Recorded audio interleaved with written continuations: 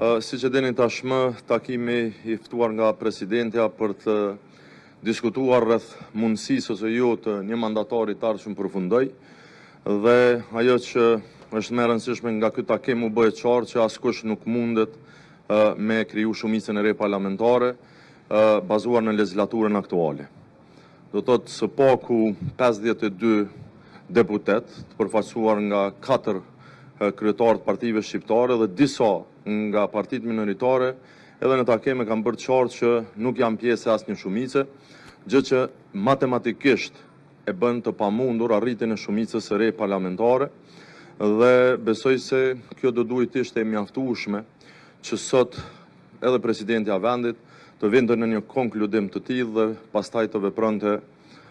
në drejtim të shpalljes së zgjedhjeve, të cilat tashmë deshëm apo s'deshëm janë të imponuara. Dhe në fakt, për një situatë të tillë ka muaj që si Partia Demokratike të Kosovës kemi diskutuar dhe kemi paralajmëruar, por në këtë moment rruga përpara është vetëm shpallja e zgjedhjeve. Normalisht në këtë takim ne e bëm qartë edhe qëndrimin tonë që përkundër përpjekjeve të mëhershme për të bërë një qeveri bashkë me partitë që ishin në opozitë në kaluarën, nuk kemi arritur një gjë të tillë dhe rrjedhimisht imponohet shkuarja drejt zgjedhjeve të parakohshme, por po ashtu kemi kërkuar që kjo të ndodhë sa më shpejt, duke pas parasysh që Kosova ka nevojë për një stabilitet, ka nevojë për institucione legjitime, për kuvend funksional dhe për një qeveri të re. Po ashtu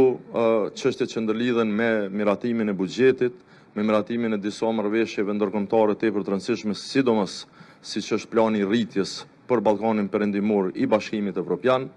janë tema të cilat vërtet do duhet që të trajtohen shumë shpejt dhe normalisht do duhet që të bëheshin nga një kuvend i ardhshëm dhe nga procedura të cilat mund të zbatoj një qeveri legjitime, e që aktualisht një e tillë mungon. Megjithatë, shpresoj shumë që më së largu deri me datën 5, edhe në kuptimin formal, zyrtar, kushtetues legal nga ana e presidentës, të merret vendimi i cili e përcakton edhe shpalljen e datës së zgjedhjeve, dhe sa i përket Partisë Demokratike të Kosovës ne konsiderojmë që e diela e parë që është brenda afatit kushtetues duhet të jetë edhe data e zgjedhjeve të ardhshme. Shikoni, zoti Kurti na ka humbur një 8 muaj të fundit me manipulime, me mashtrim, me taktizim, dhe tash po i kërkon edhe disa ditë. Ai në mënyrë kundërligjshme sipas Gjykatës Supreme është duke vazhduar që të jetë në zyrën e kryeministit të Kosovës dhe duke marrë vendime të cilat nuk janë pajtim me ligjin, duke përfshi edhe miratimin e buxhetit apo projekt buxhetit të sotëm, dhe konsideroj se vetëm zgjatja e kësaj situate është arsyeja themelore, sepse është e qartë që as nëndrat e tij më të mira ai nuk mundet me bëj shumicën, gjë që për herë të parë ja u kam thonë pikërisht në Kuvendin e Kosovës më 17 prill.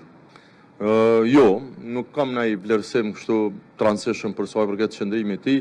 E mor fjalën dikur ka gjysa e takimit, po nuk është që tha diçka konkrete, përveç që tha ta shoh pak a ka mundësi, as ka mundësi, duke lënë me nënkuptuar që dëshironte me i pas edhe disa ditë për me zgjat këtë agoninë cilën na ka fut prej fillimit të këtij viti. Mos u mërzit, do të jetë kjo gjendje, por do ta krijojmë qeverinë e re pa Albin Kurtin dhe pa vetëvendosje. Pritshmëritë e Partisë Demokratike të Kosovës janë me fitu zgjedhjet e ardhshme dhe po ashtu me udhëheq qeverinë e Republikës Kosovës, me pas një kuvend funksional, me pas një shumicë mjaftueshme, e cila jep vendit stabilitet, dhe po ashtu me u bë qartë atë tentim kërcënimin që zoti Kurti po a bën sidomos partnerëve minoritarë, nuk do të ketë zgjedhje në prill. Nëse kemi zgjedhje tash, unë jam i bindur që këto zgjedhje do ta prodhojnë